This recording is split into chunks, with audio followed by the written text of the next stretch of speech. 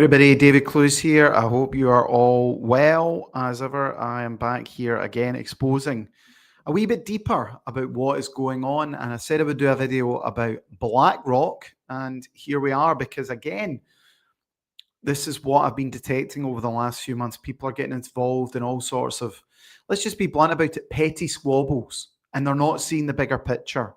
Okay. Some annoying person on the street isn't the one that's buying up all the assets in the country and stealing the natural resources and making everyone poorer. And, we have to focus on these supranational entities that have wealth that you simply cannot comprehend. And with BlackRock, BlackRock is the world's largest asset manager with, wait for it, $12.5 trillion of assets under management. 12.5 trillion. Okay. This is not a small to medium enterprise. And what are they doing in the UK? Well, this is the latest record-breaking 150 billion investment unveiled during US state visit. This is on top of the Palantir. What's the word? This is on top of Palantir as well. And this is also Blackstone is involved in this. Boeing, US energy firm Stacks, they're all involved in it. They're all linked, and they're all basically ripping up and taking the assets. The BlackRock letters inside Labour's close partnerships. See, people are always going on about, Labour are lefties and they're socialists. Well, really? Really, are they, when they're allowing vampire squid corporations like BlackRock to come in and pillage? Jonathan Reynolds told the investment bank he looked forward to working together, wait for it, to change the face of our UK. Senior executives in BlackRock, one of the world's most controversial companies, sat down opposite Keir Starmer.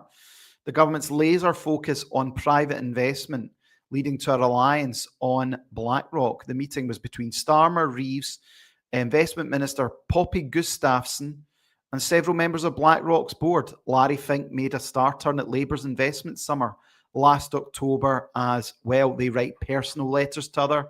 Angela Rayner was, of course, pictured with Larry Fink laughing at that. I'm determined to deliver growth, create wealth, and put more money in people's pockets. This can only be achieved by working in partnership with leading businesses like at BlackRock to capitalize on the UK's position as a world-leading hub for investment. There he is with Rachel Reeves, and there is, of course, the eponymous Larry Fink. Great post here by the account at European Pow.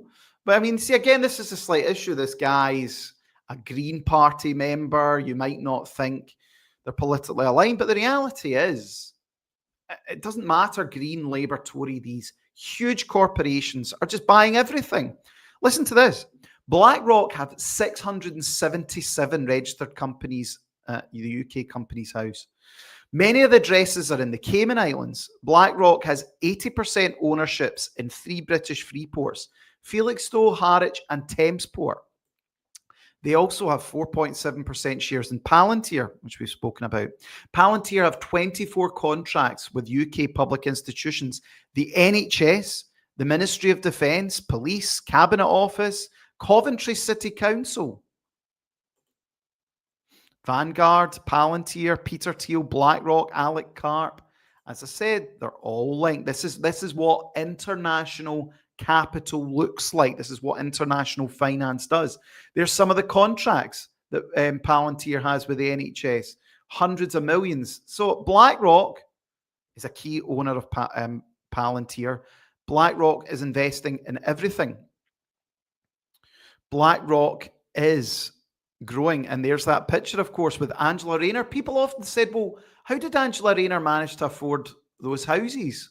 Well, I don't know. You tell me. Why is it all these politicians become mega wealthy and when they become politicians? This is from BlackRock in the UK, one of their catchy little adverts about what they're actually up to. Nearly 30 years ago, in the United Kingdom, Britpop was taking the world by storm. AbFab dominated TV, and BlackRock was ramping up operations across the country, helping people invest better so they can prepare better for wherever life takes them. Flash forward to today. A much better London, I think everyone can agree, back then than it is now.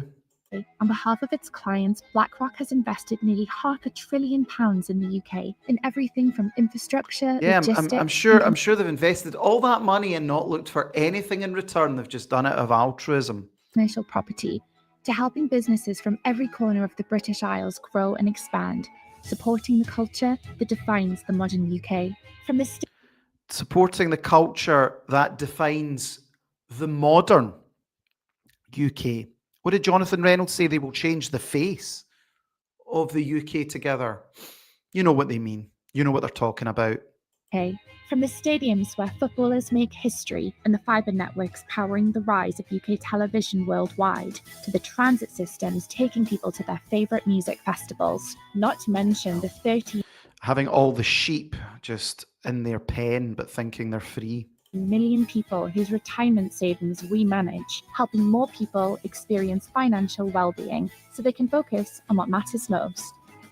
Yeah, that's right. Focus on what matters most, not focusing on what BlackRock are up to. BlackRock are buying up Britain. Who are BlackRock and why are they considered by many as one of the most evil businesses in the UK? BlackRock is the largest asset manager in the world, controlling over $10 trillion in assets. That's more than GDP of most countries and 3 times the GDP of the UK. Three times the size of Britain's economy BlackRock owns. Manage money on behalf of pension funds, sovereign wealth funds, governments, corporations, and everyday investors too. Because of their scale, BlackRock doesn't just invest, they're now starting to influence. Their recommendations can shift government policy, their ownership stakes can affect how companies behave, and when they move into a sector, people really start to take notice. BlackRock pretty much invests in anything and everything, from tech stocks to government bonds, to Fortune 500 companies, and now the residential sector within the UK too. And I mean, this is the big thing as well. I've been doing a lot of work on why is birth rates collapsing, because so many people, they can't afford a house. But someone is profiting with these extortionate house prices. So who's profiting? £1.4 billion recently being allocated to residential development. Now, as this is a property YouTube channel, let's look into this further and see what it all means. The UK is in a housing crisis, with house prices being at all-time highs, rents being at all-time highs, and affordability being at all-time lows. Now, since COVID, we're supposed to be delivering 300,000 houses each and every year, but we haven't come anywhere close to that. Again, what this video won't discuss, but I will discuss 5 million new people in less than 5 years. Simple supply and demand economics. There's your housing crisis.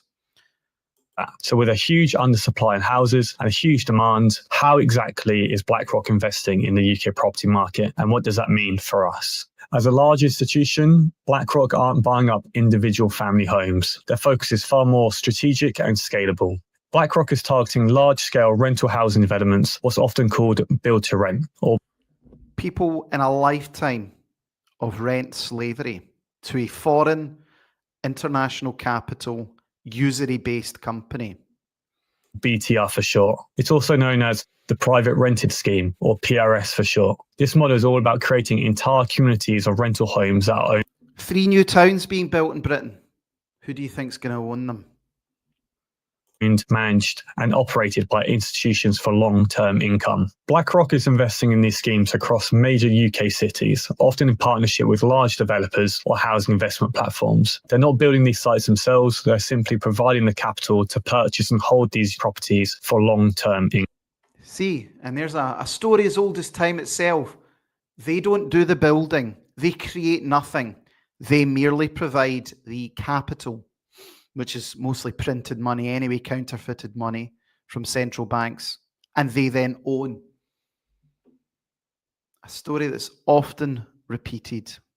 Income. So why? Why is BlackRock doing this? Well, as an investment vehicle, rental demand in the UK is absolutely booming. Home ownership rates have declined, interest rates are high, and millions of people now rent by necessity, not by choice. In fact, institutional investors such as BlackRock, who have allocated 1.4 billion so far, is actually only 30% of the overall allocated 4.3 billion for the UK build-to-rent sector. This is then projected to hit 8 billion in a not so distant future.